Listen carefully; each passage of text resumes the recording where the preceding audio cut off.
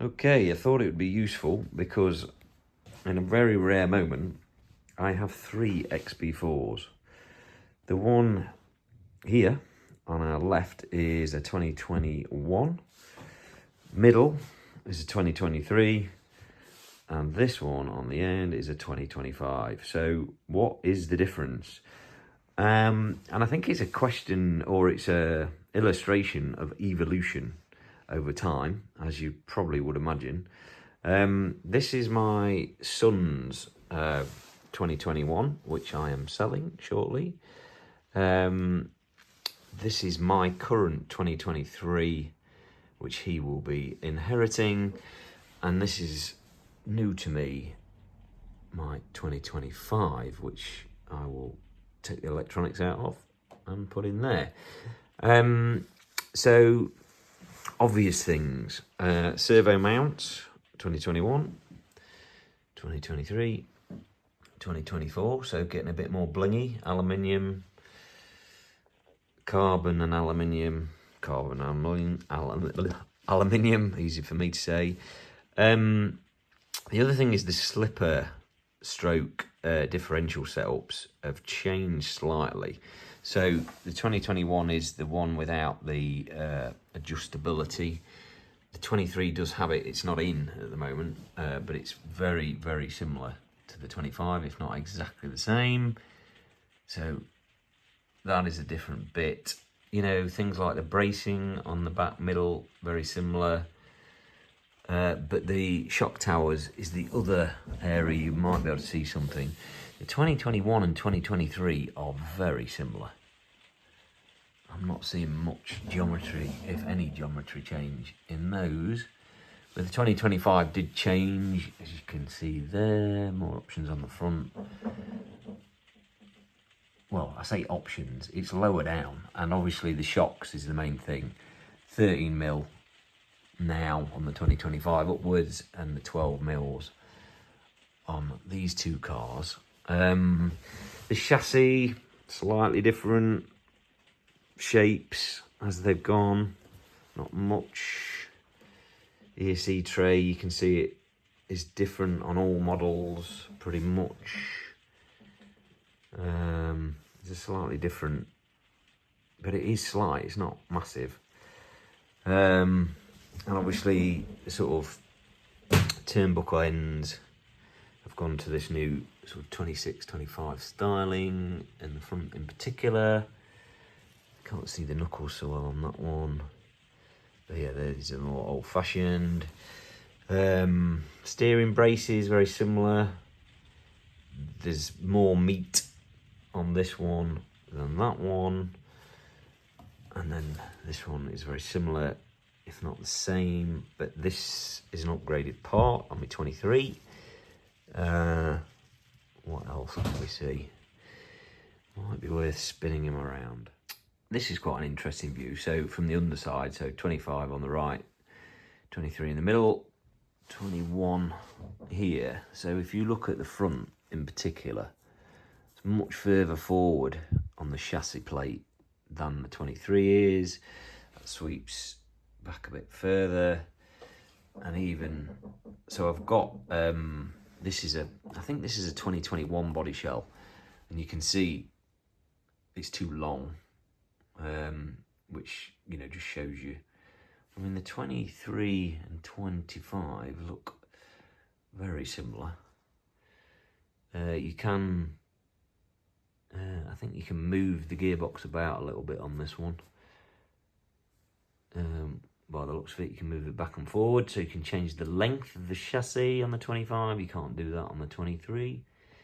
Chassis rear is different. It's got those little, it's got a narrower, is it narrower? Maybe a bit. And then it's got that little cutaway, which that one does not have. And then, you know, the 21, somewhere between the two, really. Interesting, isn't it? This market these is like completely changed, you know, revolutionised design. X-Ray in particular, and it's a load of hype, isn't it? It is evolution. You know, the arms work on both. The rear arms are different on the 25.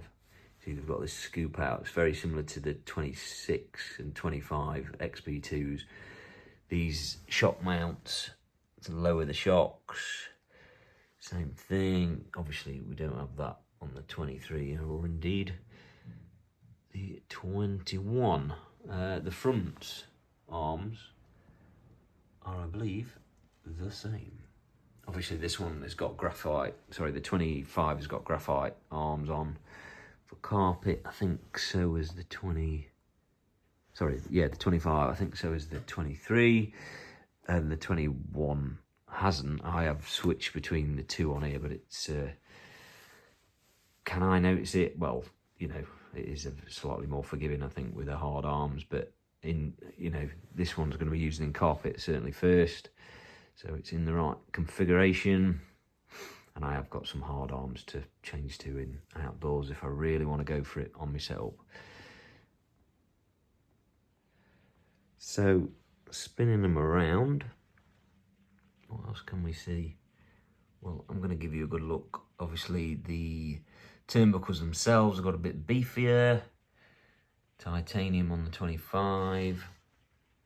The 21 and 23, very similar. As I say, that's got the centre diff in it, but when it gets the slipper in, much more similar to the 25. What else have we got? Let's have a look at them from the rear. So the C and D blocks change a little bit, I believe. Not much between the 21 and 23, but there you can see there is some difference. But again, marginal stuff. So, you know, why have I done this? I like to keep up with getting a new car if I can. Well, new to me, I've never actually had a brand new XB4. So these are all second-hand cars. So obviously moving from the 21 to the 23 will be good for my son, although he's not really racing much at the moment. And well, mainly why am I doing this? Because I would like to get a 25 and I got it at a good price. So that's what we're going for. Yeah, we're going to sell the 2021 on, which pays for a bit of this one. This has only been run once, so it's in pretty blooming fantastic condition. And I got it for a really good price. I don't have a centre diff for it, but I'm hopeful that the one from the 23 will fit. We're going to have to check that out in a future video. And indeed, I'm hoping the centre diff, well, I've just said the centre diffs will fit. I think the rear and front diffs work. I've got a spare one from this car that's not even been built. This used to be Tom Yardy's team car, and it's really nice. It drives really well. The only hold up is me. This one's a great car, not been used much by my son. I did notice, you know, as you do when you're sort of taking things apart and getting them prepped, it actually sheared the upright in there. So I've replaced that because I had some spares from the 23 and they fit over. And he also had really narrow hexes on the rear, which kind of helped him at all. So I've put proper size hexes on the rear as well. Other than that, like I said, there isn't a huge amount of difference between the two. You can see on the side profile that aluminium steering brace compared to this newer, beefier one. And then that's the 25's the same.